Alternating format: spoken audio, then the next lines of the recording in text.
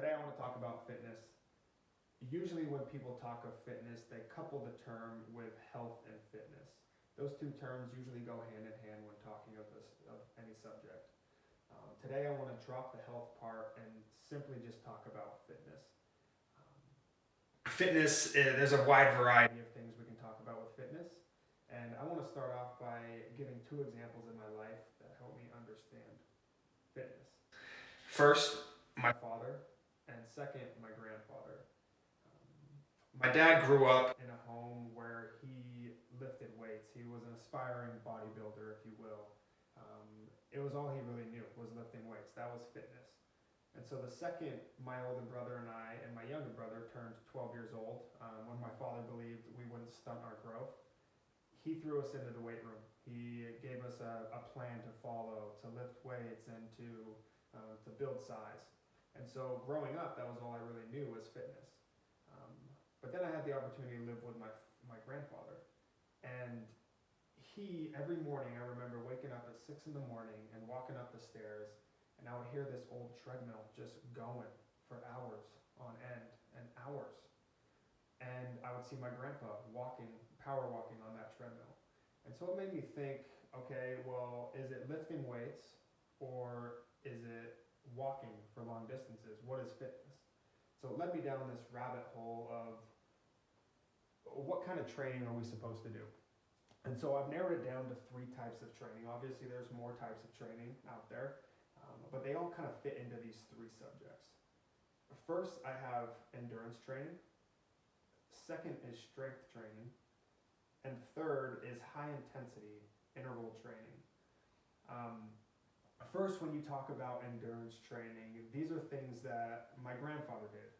It's long walks on the treadmill, it's jogging, it's biking, it's swimming. Things where your heart rate is really staying consistent all the way through.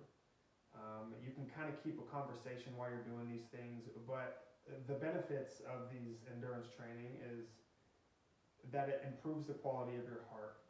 Your heart rate goes down, your resting heart rate. It speeds up your metabolism, and it builds your stamina so that you can do more things physically for a longer period of time. Second, I want to talk about strength training. Okay, now we can all kind of assume what strength training is. This is what my father did. This is lifting weights, and there's different types of lifting weights, right? You can lift heavy weights, and where you exert a lot of energy within just a few seconds. You can do a more bodybuilding style where you're just lifting to kind of sculpt your body in places that you want to sculpt. Now the benefits of this, you use a different kind of energy than you would by doing endurance training. Endurance training requires a stamina level, where lifting weights and strength training is more quick, explosive movements that only last a few seconds. And so I got to thinking, and I was like, okay, well, my dad works out, he lifts weights, he does strength training. Okay, my grandpa does endurance training. They both are healthy, and so which one is better for me? And so I like I said, I went down a rabbit hole, and I realized that nowadays there's a really popular thing called high intensity interval training. This is a combination of the two, where you're able to either do endurance movements or do strength movements, but you do them at a really high pace or a high intensive pace. So it gets your heart rate up. So instead of when you're doing an endurance training where you're going just a steady heart rate all the way down, or a weight training where it's also pretty steady, high intensity is up and then down and then up and then down, just like an interval would be. And so you see this is extremely popular now with group fitness classes. You see all these businesses opening like Orange Theory or F45. The benefits of it, there's a lot of benefits to high intensity interval training. It spikes your metabolism. You exert a lot of energy at once, and so you're able to burn a little bit more calories in a shorter period of time because your heart has to work harder. And so I recognized, there's different types of training for different types of goals. I mean, if you want to lose weight and you don't really care about muscle, there's endurance training. And that helps with fat loss. And then it helps continue to keep you lean and healthy. Strength training, if you want to sculpt your body and put on muscle and get bigger, strength training is the way. But then there's this new thing that's high intensity interval training that kind of gives you the best of both worlds, where you can lose fat, but you can gain muscle potentially at the same time. But it's like it's in the name, it's intense. And so your body can only handle so much.